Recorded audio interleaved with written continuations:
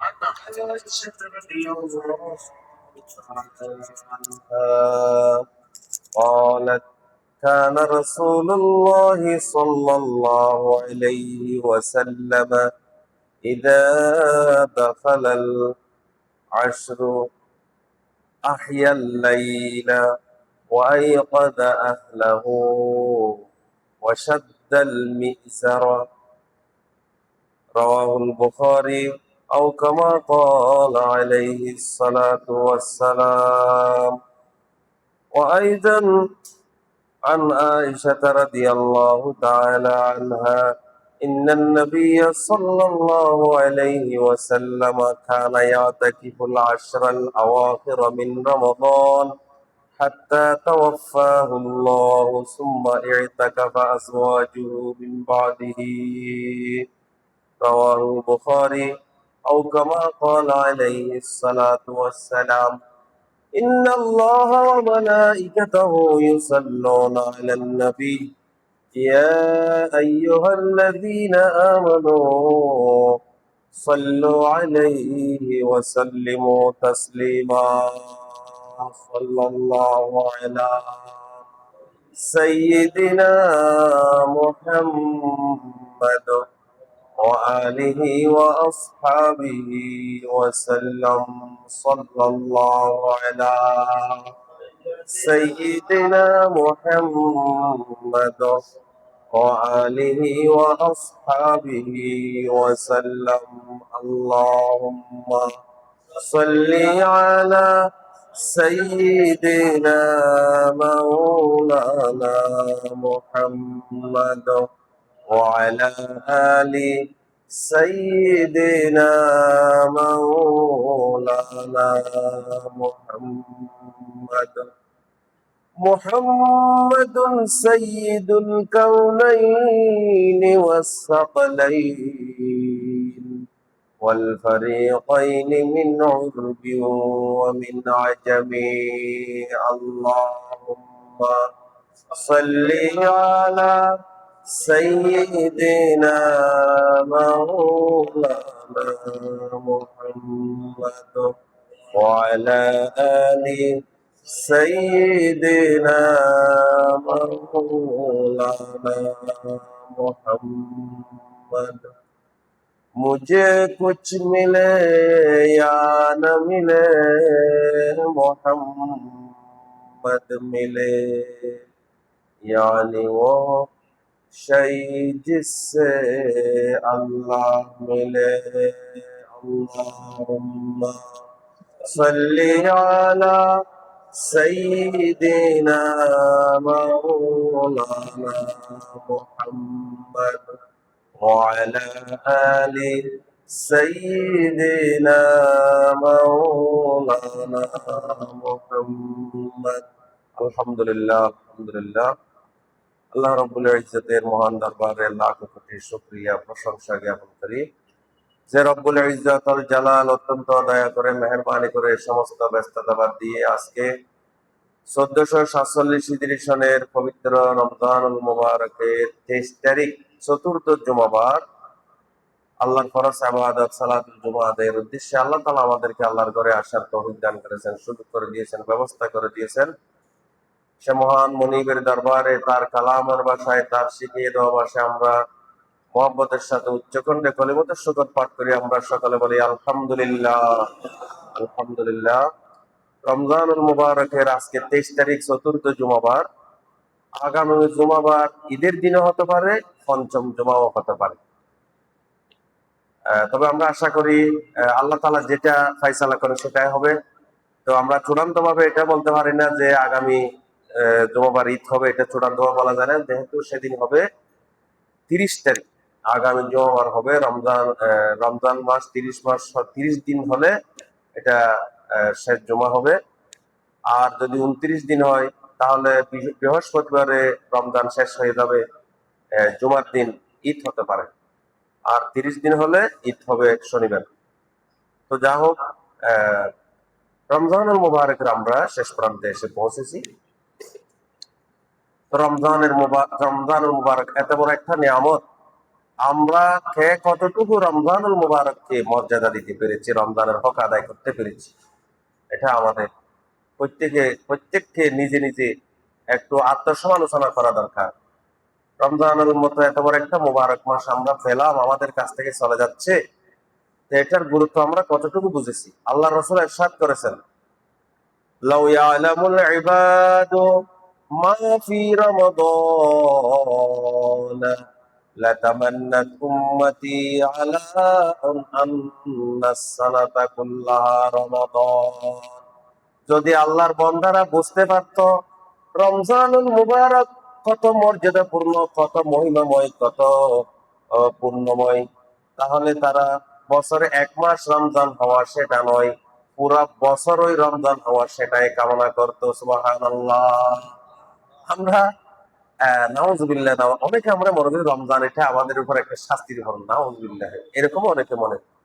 হ্যাঁ, আহ রমজান এত বড় একটা, যার শুরু থেকে শেষ পর্যন্ত রহমত, মাগফিরাত এবং মুক্তি, যেই মাসে যে একবার এক রাকাত নামাজ আদায় করলে 70 রাকাত নামাজ আদায়ের মতো, একবার আলহামদুলিল্লাহ বললে 70 বার আলহামদুলিল্লাহ বলার মতো, একটা ভালো কাজ করলে 70টা ভালো কাজ করার মতো মর্যাদা সওয়াব আল্লাহ তাআলা দান করেন। সেটা রাত হোক, দিন হোক, সকাল হোক, বিকাল হোক, দুপুরে হোক, মধ্যরাত হোক, যাই হোক না কেন, রমজানুল মুবারকের প্রতিটা মুহূর্তই অত্যন্ত সম্মানিত এবং অত্যন্ত মহিমাময়, মর্যাদাপূর্ণ।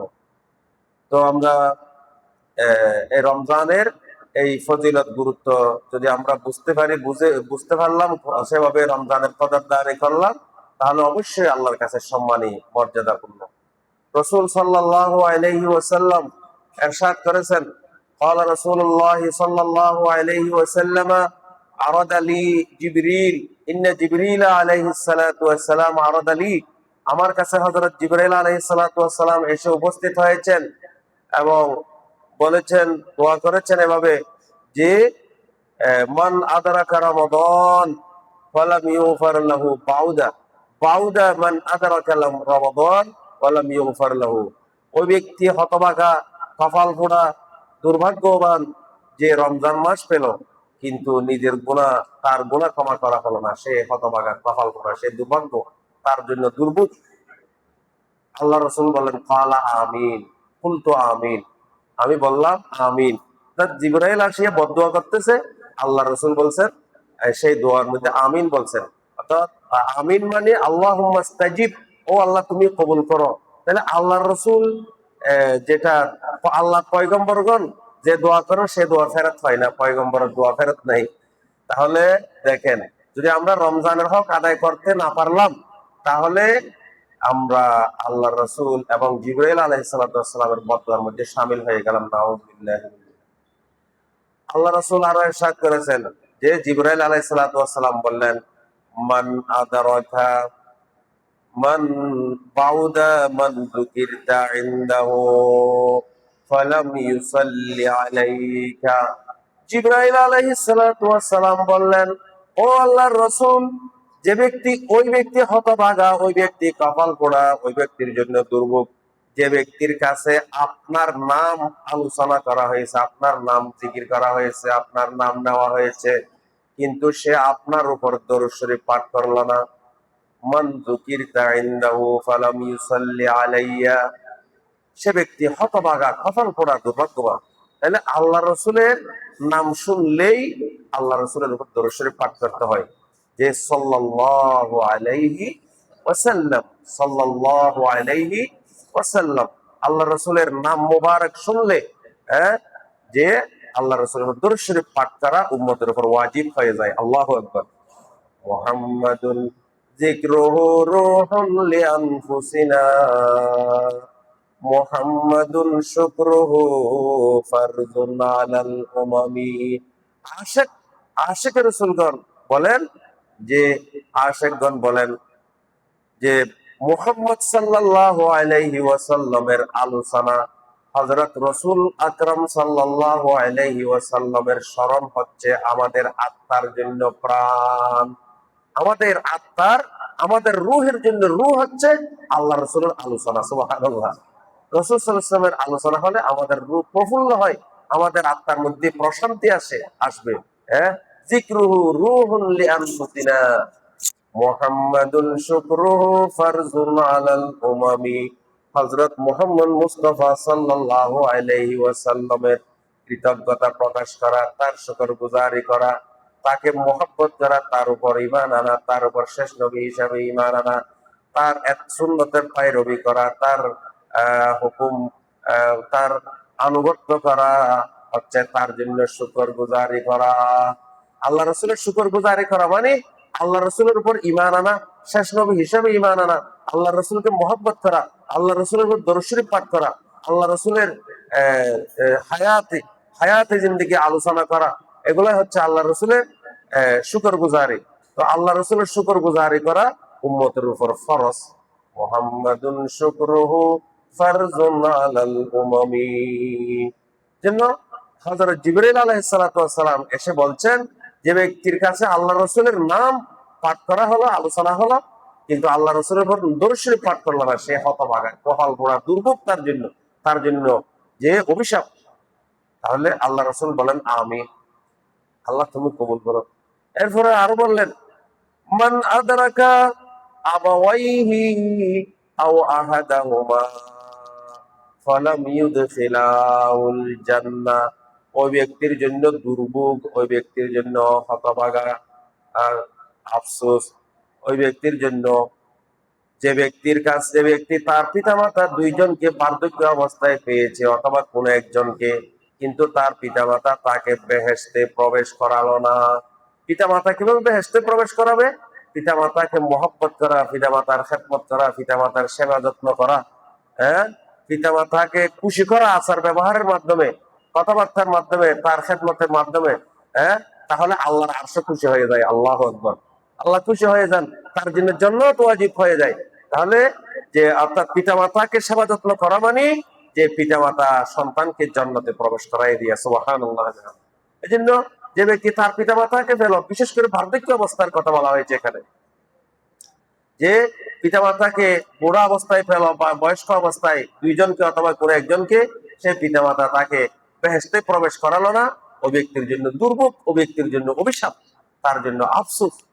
তাহলে যে আল্লাহ এভাবে জিবরাইল আলাইহিস সালাম কি করতেছেন? বদদুয়া করতেছেন, আর আল্লাহ রসুল বলেন আমিন। তাহলে আমরা যে এই যে এখানে এই হাদিসের মধ্যে যে তিনটা বিষয় এসেছে, আল্লাহ রসুলের আলোচনা শুনলেই দরুদ শরীফ পাঠ করতেই হবে উম্মতকে। এবং রমজানুল মুবারক আমাদের কাছে এসেছে, রমজানুল মুবারক আমাদের কাছ থেকে চলে যাওয়ার কাছাকাছি পর্যায়ে পৌঁছে গেছে। আমরা রমজানের কতটুকু হক আদায় করেছি? যদি আমরা সত্যিকার অর্থে রমজানের হক আদায় করতে পারলাম না, তাহলে আমাদের জন্য আফসোস, আমাদের জন্য দুর্ভোগ অপেক্ষা করতেছে। আল্লাহ আমাদের সকলকে হেফাজত করুন, আমিন। দেখেন, আমি গত জুমায় বলেছি, আগেও বলেছি, আল্লাহ রাসূল ইরশাদ করেছেন যে যে মান আফতারা ইয়াওমান মিন রমাদান মিন গায়রি উযরিন ওয়ালা মারাদিন, যে ব্যক্তি রমজানুল মুবারকের একটা রোজাও ছেড়ে দিল ইচ্ছাকৃতভাবে, কোনো উযর ছাড়া, কোনো অসুস্থতা ছাড়া, যদি সে একটা রোজা যদি যে সে কি করে সারা জীবন ওই একটা রোজা খাজা আদায় করে, কিন্তু যে রোজাটা ছেড়ে দিয়েছে সেই রোজার সমতুল্য হবে না। সুবহানাল্লাহ। যে রোজা ছাড়ে দিয়ে গেলে ইচ্ছাকৃত হবে, কোনো উজর ছাড়া এই রোজার সমতুল্য হতে হবে। তাহলে এই রমজানুল মুবারক যে কত দামি সম্মানিত, চিন্তা করে দেখেন। তো যা হোক, আমরা আজকে যে বিষয়টুকু বলতে চাচ্ছি সেটা হলো যে রমজানুল মুবারকের শেষ দশক, এটা হচ্ছে কদর তালাশের সময়। যে তবে রমজানুল মুবারকের পুরো রমজানের ভিতরে যে কোনো সময় এটা হতে পারে। তো আল্লাহ রসুল বিশেষভাবে গুরুত্ব দিয়েছেন যে রমজানুল মুবারকের শেষ 10 দিন কি করো, কদর তালাশ করো। যে এই শেষ 10 দিনের ভিতরে যে আল্লাহ তাআলা কি রেখেছেন, কদর রেখেছেন, এই লাইলাতুল কদর পাওয়ার জন্য তালাশ, প্রচেষ্টা চালাতে আল্লাহ রসুল উম্মতকে যে অত্যন্ত গুরুত্বের সাথে নির্দেশনা দিয়েছেন। এবং মা আয়েশা রাদিয়াল্লাহু তাআলা আনহা বলেন যে রাসূল সাল্লাল্লাহু আলাইহি ওয়াসাল্লামের এই পবিত্র আদাতে মুবারাকা ছিল, আমল ছিল যে রমজানুল মুবারকের শেষ 10 দিন আসলে তিনি যে সারা রাতই জেগে থাকতেন, আর প্রথম 20 দিন অল্প সময় ঘুমাতেন আর বেশিরভাগ ইবাদতের মধ্যে কাটাতেন, কিন্তু শেষ 10 দিন আসলে সারা রাতই তিনি ইবাদতের মধ্যে কাটিয়ে দিতেন এবং যে রাত জেগে থাকতেন, পরিবার পরিজনকেও জাগিয়ে রাখতেন এবং তিনি অন্যান্য জাগতিক কাজকর্ম আহ সাময়িকভাবে কি রাখতেন, স্থগিত রেখে, বন্ধ রেখে, হ্যাঁ, অত্যন্ত প্রচেষ্টা চালাতেন এই সবকদর পাওয়ার জন্য, ইবাদতের মধ্যে মগ্ন হয়ে যেতেন। যে আল্লাহ রাসূলের আদত বর্ণনা করে মা আয়েশা রাদিয়াল্লাহু তাআলা আনহা বলেন, কানা রাসূলুল্লাহি সাল্লাল্লাহু আলাইহি ওয়াসাল্লাম ইযা দাখালাল আশরু আহইয়াল লাইল, যখন শেষ দশক প্রবেশ করত, রাসূল সাল্লাল্লাহু আলাইহি ওয়াসাল্লাম রাত জেগে থাকতেন। আহইয়াল লাইলা, তিনি রাত জেগে থাকতেন, যে জাগ্রত থাকতেন। ওয়াইকাযা আহলাহু, পরিবার পরিজনকেও জাগিয়ে রাখতেন। শুধু নিজে জাগে থাকতেন তা নয়, পরিবার পরিজনকেও জাগিয়ে রাখতেন। ওয়াজাদ্দা, এবং তিনি কঠোরভাবে পরিশ্রম করতেন, কষ্ট করতেন যে ইবাদতের জন্য। ওয়াসাদ্দাল মিজারা, এবং সাংসারিক পারিবারিক অন্যান্য কাজকর্ম কি রাখতেন, বন্ধ করে রাখতেন। এভাবে রাসূল সাল্লাল্লাহু আলাইহি ওয়াসাল্লাম যে রমজানের শেষ দশকে আমল করতেন। হযরত রাসূল আকরাম আল্লাহ রাব্বুল ইজ্জত কুরআনুল কারীমে একটা সূরা নাযিল করেছেন এই কদর সম্পর্কে, যেটাকে সূরা কদর, সূরাতুল কদর, ইন্না আনজালনাহু ফি লাইলাতিল কদর, এটা আমি শুরুতে তেলাওয়াত করেছি। এই তাহলে দেখেন, এই কদরের মর্যাদায় আল্লাহ রাব্বুল আলামিন কুরআনুল কারীমের 160টি সূরার মধ্যে একটা স্পেশাল সূরা নাযিল করেছেন। আল্লাহু আকবার। তাহলে এই কদরের মর্যাদা, গুরুত্ব কতটুকু চিন্তা করে দেখেন। হ্যাঁ, লাইলাতুল কদর খায়রুম মিন আলফি শাহর, যে কদরের রাত, এই মর্যাদার রাত, সম্মানের রাত, ভাগ্য রজনী যাই বলেন, এই রাতটি 1000 মাসের ইবাদতের চেয়েও শ্রেষ্ঠ। সুবহানাল্লাহ। এই রাতের মর্যাদা, সম্মান 1000 রাতের চেয়েও শ্রেষ্ঠ। আমরা শুধু বসে থাকি এই 27শে রমজান, সেটাই কদর, এটা কিন্তু চূড়ান্ত নয়। আল্লাহ রাসূল সেটা চূড়ান্ত করে বলেন নাই। তবে সাহাবায়ে কেরাম, তাবেঈনে আযম এবং অন্যান্য মুহাক্কিক, মুহাদ্দিস, মুফাসসিরগণ এটার হওয়ার কথা বলেছেন, কিন্তু সেটা চূড়ান্ত নয়। আল্লাহ রাসূল এটা নিশ্চিত করে বলেননি যে 27 রমজানই কদরের রাত, সেটা আল্লাহ রাসূল চূড়ান্ত করে বলেননি। কিন্তু এই শেষ 10 দিনের যে কোনো একদিন কদরের রাত হতে পারে। সুবহানাল্লাহ। তো আমরা যদি ওই 27 তারিখের জন্য অপেক্ষা করে বসে থাকি, তারপরে অন্যান্য সময়গুলিকে গুরুত্ব না দিই, তাহলে সে সময় যদি কদর চলে যায়, তাহলে তো আমরা তো মাহরুম হয়ে গেলাম। মান হরিমা খাইরাহা ফাকাদ হরিমাল খাইরা কুল্লাহ, যে কদরের মর্যাদা থেকে বঞ্চিত হয়ে গেল, সে সমস্ত কল্যাণ থেকে মাহরুম হয়ে গেল। এর জন্য আমরা এই কথাগুলো রমজানের শুরু থেকে বলে আসছি যে কদর যাতে আমাদের চলে না যায়, আমরা কদরের মর্যাদা থেকে যাতে মাহরুম না হই, জন্য আমাদেরকে এটা অত্যন্ত সচেতন থাকতে হবে, সাবধান থাকতে হবে এবং ঠিকভাবে, সুন্দরভাবে, গুরুত্ব সহকারে ইবাদতের মধ্যে সময় দিতে হবে। সাংসারিক কাজগুলোও করব আমরা, মানুষ, আমাদের সংসার আছে, পরিবার পরিজন আছে, ব্যবসা বাণিজ্য আছে, কাজকর্ম আছে, চাকরি নৌকরি আছে, এগুলাও করব। হ্যাঁ, কিন্তু এই সময়টাতে বিশেষ করে গুরুত্ব সহকারে আমাদেরকে ইবাদত গুলো এগুলো করতে হবে, কারণ এটার মর্যাদা বেশি। এখান থেকে যদি আমরা মাহরুম হয়ে যাই, আল্লাহ রাসূলের সমস্ত কল্যাণ থেকে মাহরুম হয়ে যাই।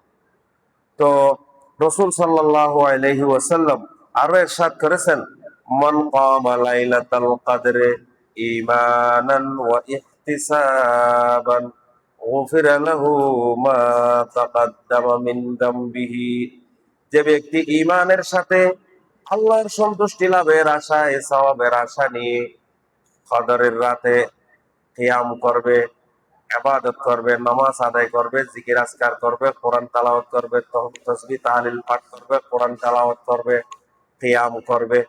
কিয়াম করবে মানে এগুলো সব এর ভিতরে শামিল আছে। মান কামা লাইলাতুল কদরে ঈমানান ওয়া ইহতিসাবান, আল্লাহ রাসূল বলেন তার অতীতের সমস্ত গুনাহ ক্ষমা করে দেয়া হয়। আলহামদুলিল্লাহ। তো এর চেয়ে বড় আর কি হতে পারে? জন্য যে সম্মানিত হাজির, আমরা এখন যে আরো আরো 7টা দিন আমাদের সামনে আছে, সেগুলা যাতে আমরা গুরুত্ব সহকারে আমরা আদায় করে পালন করি। যে শেষ দশকের প্রত্যেকটা রাতে আল্লাহ রসুল জাগ্রত থাকতেন, পরিবার পরিজনকে জাগিয়ে রাখতেন, উম্মতকে সে ব্যাপারে উৎসাহিত করেছেন, বলেছেন মান কানা মুলতামিসাহা ফালইয়ালতামিসহা ফিল আশরিল আওয়াখির, যে সব কদর পেতে চায় সে যেন শেষ 10 দিনের প্রত্যেকটা রাতই প্রত্যেকটা দিনও এটা পাওয়ার জন্য প্রচেষ্টা চালায়। তো আল্লাহ রসুল আরো বলেছেন, যদি কেহ অক্ষম হয়, দুর্বল হয়ে যায়, তাহলে অন্তত সে যেন শেষের 7 দিন, 10 দিন না পারলেও অন্তত শেষের 7 দিনের কথাও বলেছেন আরেক হাদিসে। এবং সেই আল্লাহ রসুল ইরশাদ করেছেন, ইলতামিসুহা ফিল আশরিল আওয়াখির ফাইন দাউফা আহাদুকুম আও আজাজা ফালা ইয়াগলাবান্না আলা সাবইল বাওয়াকি, যদি কেহ 10 দিন সবে কদর এর জন্য প্রচেষ্টা চালাতে অক্ষম হয়, দুর্বল হয়, অপারক হয়, তাহলে অন্তত শেষের 7 দিন যাতে সে কি না করে, তার অপারক সৃষ্টি না হয়, সে যেন অবহেলা না করে, শেষের 7 দিনও যাতে তার ছুটে না যায়, এ ব্যাপারে তাকে প্রচেষ্টা চালাতে হবে।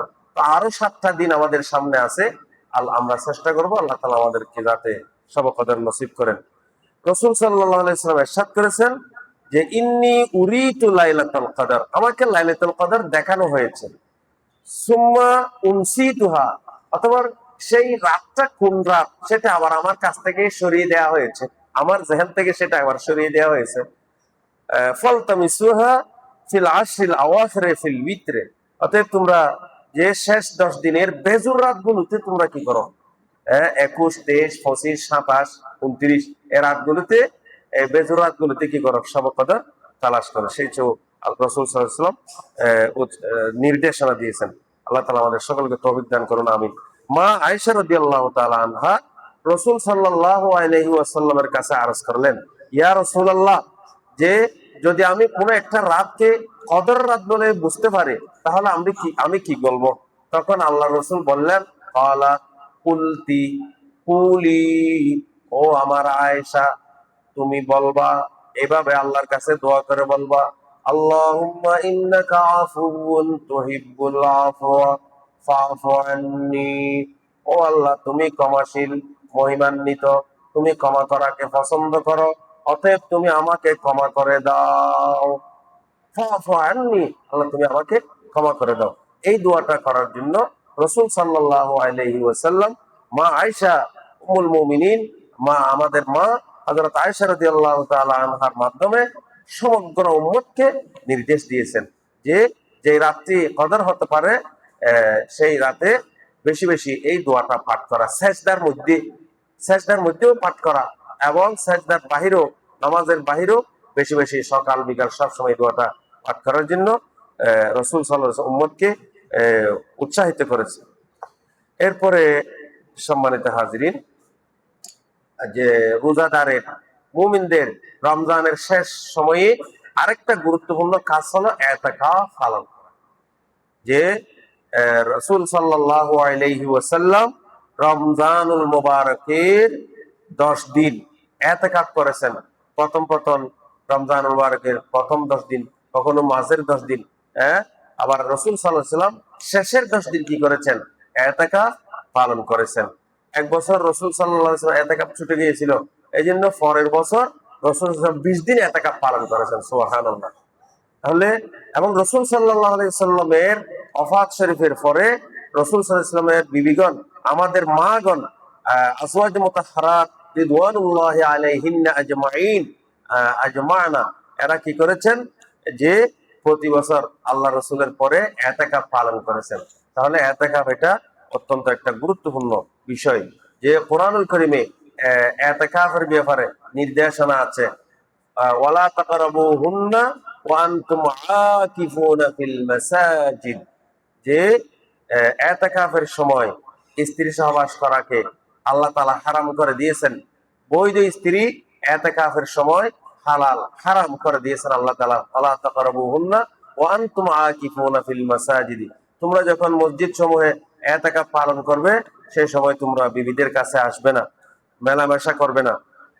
তাহলে যে এখানে ইতিকাফের বিষয়টা আলোচিত হয়েছে, হযরত কোরআনুল কারীমের অন্য আয়াতে আল্লাহ তাআলা ইরশাদ করেছেন, ওয়াহিদনা ইলা ইব্রাহিম ওয়া ইসমাঈল আন তাহহিরা বাইতিয়া লিত-তাইফিনা ওয়াল আকিফিনা ওয়ার রুকআইস সুজুদ।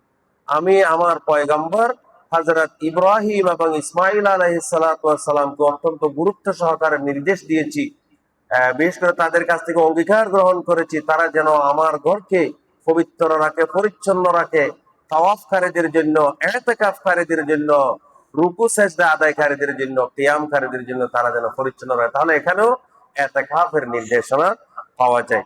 তাহলে ইতিকাফ এটা যে রোজাদারের জন্য, ইমানদারের জন্য অত্যন্ত গুরুত্বপূর্ণ একটা ইবাদত। রমজানের শেষ 10 দিন ইতিকাফ পালন করা সুন্নতে মুআক্কাদায়ে কিফায়া।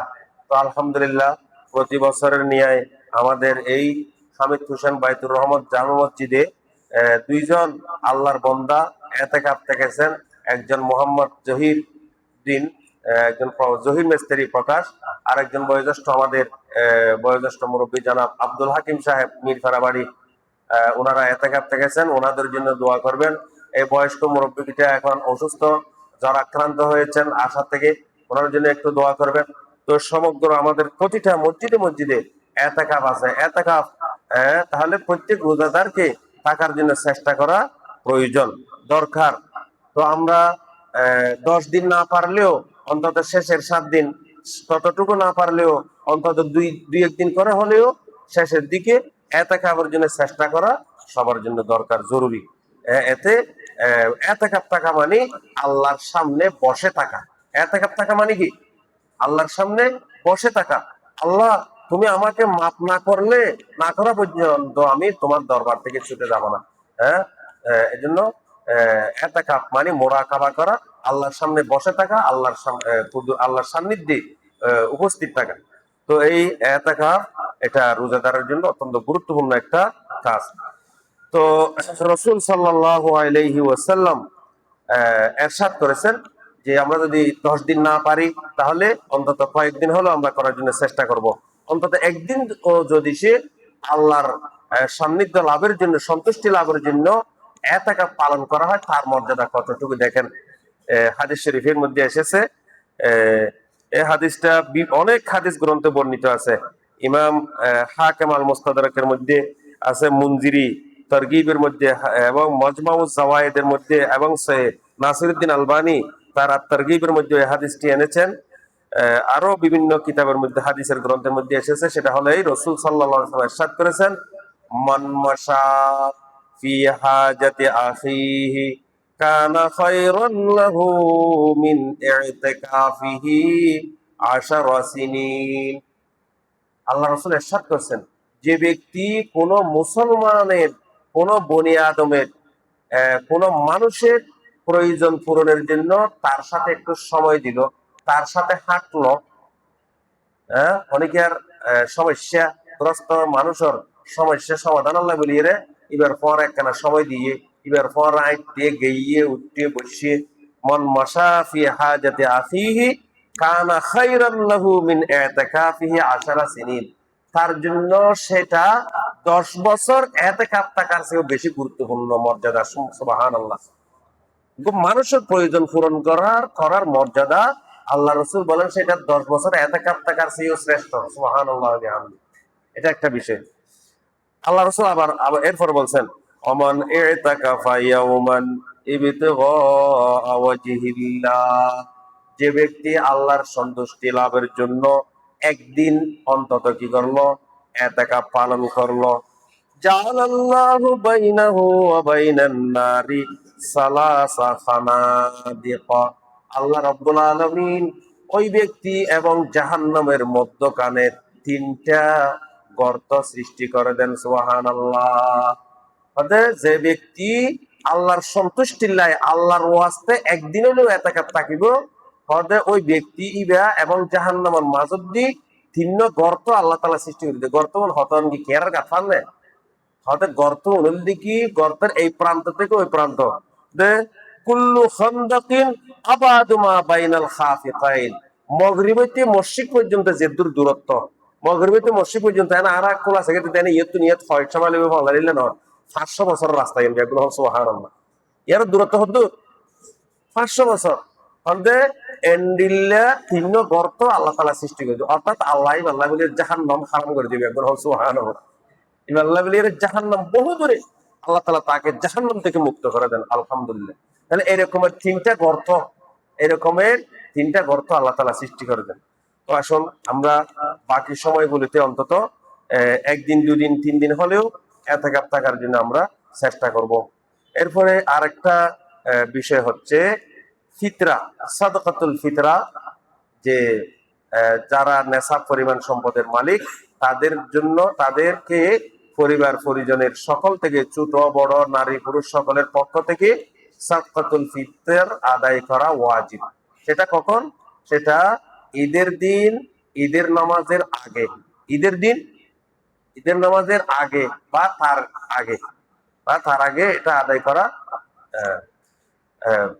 করে ফেলতে হয়। এটা কেন? আল্লাহ রাসূল হাদিস শরীফে বলেন, ফরাদা রাসূলুল্লাহ সাল্লাল্লাহু আলাইহি ওয়াসাল্লাম যাকাতাল ফিতরি তুহরাতান লিস-সাইমি মিনাল লাগবি ওয়ার রাফাসি ওয়া তুমাতান লিল মাসাকিন মান আদাহা ক্বাবলা আস-সালাতি ফাহিয়া যাকাতুন মাকবুলা ওয়া মান আদাহা বা'দা আস-সালাতি ফাহিয়া সাদাকাতুম মিনাস সাদাকাত।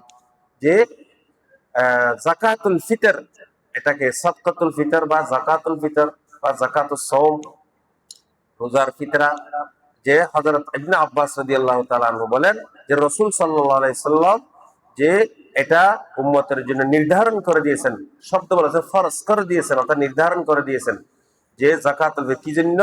তুহরাতান লিস-সাইম, রোজার পরিচ্ছন্নতার জন্য। রোজা রেখেও আমাদের কিছু ত্রুটি বিচ্যুত হয়ে যায়, কিছু অশ্লীলতা অসংযত কথাবার্তা আমাদের হয়ে যায়, সেগুলার যাতে কাফারা হয়ে যায় সেজন্য আল্লাহ তাআলা আল্লাহ রসুলের মাধ্যমে তার বন্দাদের উপর এই যাকাতুল ফিতরকে আবশ্যক করে দিয়েছেন। সুবহানাল্লাহ। এর মাধ্যমে আর কি হয়? ওয়াতুমাতান লিল মাসাকিন, অভাবী বঞ্চিত অভাবগ্রস্ত মানুষের খাদ্যের একটু ব্যবস্থা হয়। মান আদাহা ক্বাবলা সালাতি ফাহিয়া যাকাতুন মাকবুলা, যে এটা ঈদের নামাজের আগে আদায় করবে, এটা তার জন্য একটা যাকাতে মকবুলা, আল্লাহর কাছে কবুল হওয়া একটা যাকাতের মধ্যে হিসাবে গণ্য হবে। সুবহানাল্লাহ ওয়া বিহামদিহি। তবে কেহ যদি পরে আদায় করে তবে সেটা সাধারণ দানের মতো আদায় হবে, কিন্তু আগে আদায় করে ফেলাটাই হচ্ছে আবশ্যক। নামাজের আগে, অর্থাৎ ঈদের নামাজের আগে বা তার আগে, রোজার শেষ দিকে এগুলো আদায় করা। তো এবছর সদকাতুল ফিতরের পরিমাণ কত? সর্বনিম্ন 110 টাকা, যেটুকু আমাদের দেশে ইসলামিক ফাউন্ডেশনের মাধ্যমে প্রচার করা হয়েছে। সর্বনিম্ন 110 টাকা। আর সর্বোচ্চ এটা বিভিন্ন 5 প্রকার জিনিস দিয়ে রাসূল সাল্লাল্লাহু আলাইহি ওয়াসাল্লাম সাদকাতুল ফিতর আদায়ের জন্য হাদিস শরীফের মধ্যে বলেছেন যে কিশমিশ, খেজুর, যব, পনির এবং গম, এই 5 প্রকার জিনিস দিয়ে। তো এর মধ্যে তবে এগুলার কোনোটাও আমাদের দেশের মূল খাদ্য নয়। তো সেই হিসাবে এগুলা এই সাহাবায়ে কেরামগণ খেজুর দিয়ে করেছেন, এই 5 প্রকার জিনিস দিয়ে করেছেন, আমাদেরকে সেগুলা দিয়ে বা এগুলোর মূল্য দিয়ে আদায় করলে সাদকাতুল ফিতর আদায় হয়ে যাবে। তো অন্যান্য জিনিসগুলো পনির দিয়ে করলে, গম, খেজুর দিয়ে করলে, আপনার কিশমিশ দিয়ে করলে এগুলোর মূল্য আরো বাড়ে বিভিন্ন স্তরে। একবারে সর্বোচ্চ 2824 টাকা বা কত, আমি একটু ভুলে গেছি, 2800 প্লাস। আর সর্বনিম্ন 110 টাকা এটা পরিমাণ। তো এই হিসাবে আপনারা সবাই আদায় করার জন্য চেষ্টা করবেন। আরেকটা, সময় তো অনেক হয়ে গেছে, বিষয় হলো আমাদেরকে বেশি বেশি তওবা ইস্তেগফার করতে হবে। তওবার মাধ্যমে আল্লাহ তাআলা বন্দা আল্লাহর নৈকট্য লাভ করে, আল্লাহ তাআলা বন্দার উপর খুশি হয়ে যান, বন্দার জিন্দেগীর গুনাহ খাতা মাফ করে দেন। আল্লাহ তাআলা বলেন, ওয়াতুবু ইলাল্লাহি জামিআ, ও ঈমানদারেরা তোমরা সবাই আল্লাহর কাছে তওবা করো। আল্লাহর কাছে তওবা মানে ফিরে আসা, আল্লাহর কাছে ফিরে আসা, গুনাহ থেকে ফিরে আসা, অপরাধ থেকে ফিরে আসা। আল্লাহ তাআলা বলেন তোমরা সকলে আল্লাহর কাছে ফিরে আসো, অবশ্যই তোমরা সফল কাম হবে, তোমরা জান্নাত লাভ করবে, জাহান্নাম থেকে পরিত্রাণ পাবে, মুক্তি হবে। আমিন। আল্লাহ তাআলা আমাদের সকলকে কবুল করুন। ওয়া আখিরু দাওয়ানা আলহামদুলিল্লাহি রাব্বিল আলামিন।